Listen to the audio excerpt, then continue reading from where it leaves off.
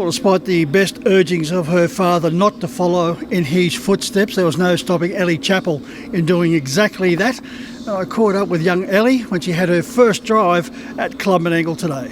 Well, Elly, how was that, your first drive at Club Menangle? Was it everything you hoped it'd be?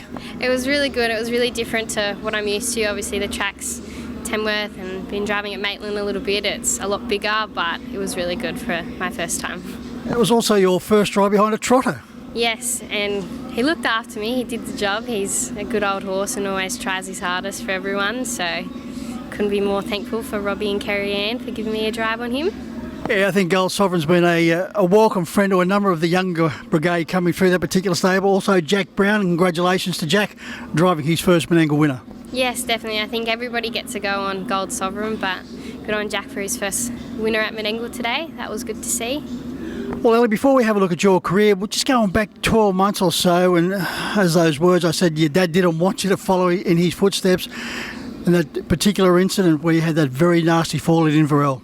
Yeah, it was just over 12 months ago that I had the fall at Inverell, and we're back and driving a couple of winners, which is nice, and yeah.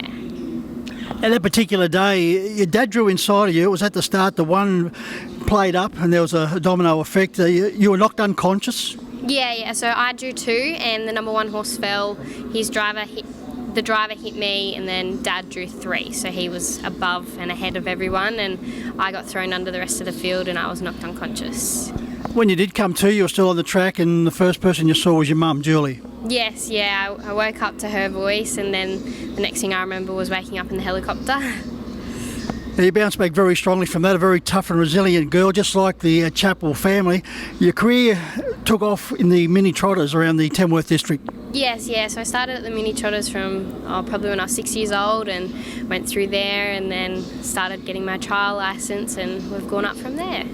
She also mentioned Sarah Rushbrook was involved in that accident. She was also suffered a very serious injury, but she's also back bigger, better than ever, which is great to see. Yes, Sarah, we went through that together. We were in the helicopter together, hospital together. She got a lot more injuries than what I did, but it's great to see her back driving some winners and back better than ever. July 2019, your first win, and it was recorded on your home track of Tamworth. Yeah, my first win was really good. It was on a special horse. He taught me how to drive. It was my first ever track work drive. He's a special little family horse, so it was good to win that on him, as well as for a great group of owners, and something for my dad as well. Elly, you were just 17 at that particular time, and right on with the greeted the judge, and I believe after the race you were just shaking with excitement.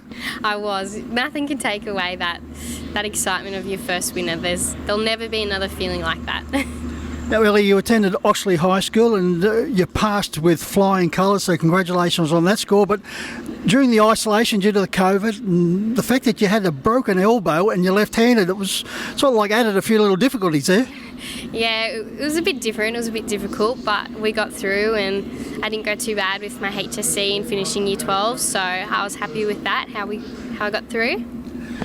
What's the plans? And it's not all harness racing at this particular stage, and you're leaving your options open. Yeah, look, I was never 100% on what I wanted to do once I finished school.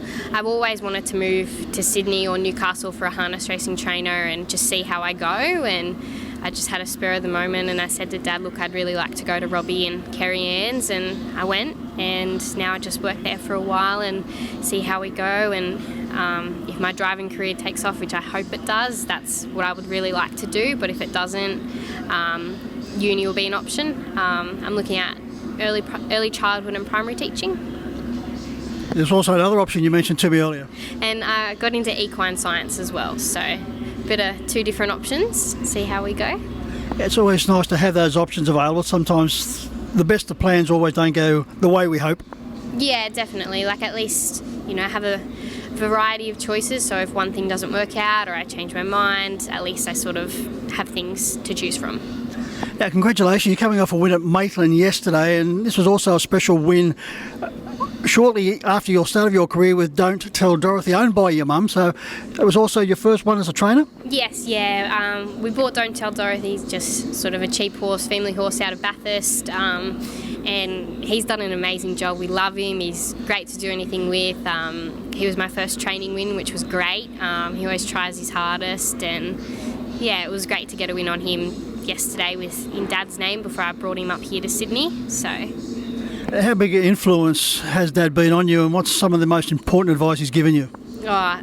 He's the biggest, most important influence in my life. I look up to him in each and every way. Like, everything he's done in his life, in his career, I couldn't have a better person to look up to. Every bit of advice he's ever given me has been the best thing I could ever take on towards my driving career, whether that's horses or whether that's uni. He's just always got the right thing to say. He didn't say anything after the fall, did he, like, I told you so? No, they had nothing. They didn't know what to say after that, which was fair enough. It was a bit scary for them, I guess, because they didn't know what was going to happen. So, yeah, I think they were just relieved the fact that their daughter was okay. Yes, yeah, definitely. At least everybody came out and okay in the end. Now, well, you've also got a younger brother, about 3 or 4 years younger than Jack, and I believe he's showing a lot of potential as a race caller. Yeah, he's 4 years younger than me, and he's just about to start his trial drives, but he's shown a bit of interest in race calling, which is really good to have a bit of variety and everything. And he started off by calling a Narrabri race meeting a non-tab just because the club forgot to book a caller, and he just stepped out of the car and said, I'll have a go, and that was about 2 years ago. And then now he's calling the trials. He called the Narrabri meeting a couple of Mondays ago, and he's really loving it. He's going really well. And Elly, you're in very good hands down here at Club and Angle with Lucky Lodge, Kerry Ann and Robert Morris, certainly outstanding people to follow. Yes, 100%. They've always got a great reputation. They're great people. They've looked after me, and I'm sure they look after everybody else that they have there, and great people to watch and learn from and get as much advice as possible from. Well, it's been great to meet you. Great to have you here on Club and Angle TV, and no doubt in the very near future, I reckon Robbie and Kerry Ann will find just the right horse for you to greet the judge. Thank you very much.